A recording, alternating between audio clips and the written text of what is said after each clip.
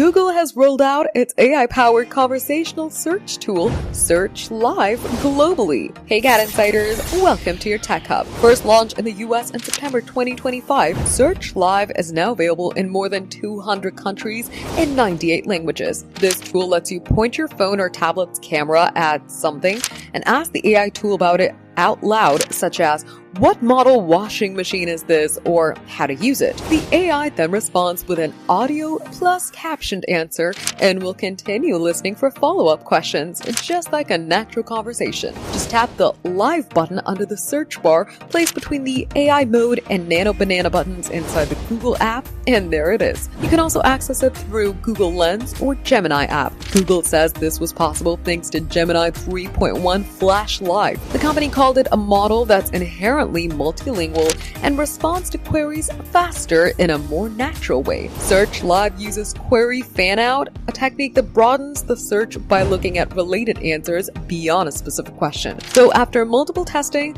some of the results come out incorrect as the AI assistant's drawing answers from existing sources online, and new products won't be available to learn from. But sure, it can handle a fair few general queries. According to Google, over 1.5 billion people were using Google Lens to identify objects around them, and there are about 750 million Gemini Live users.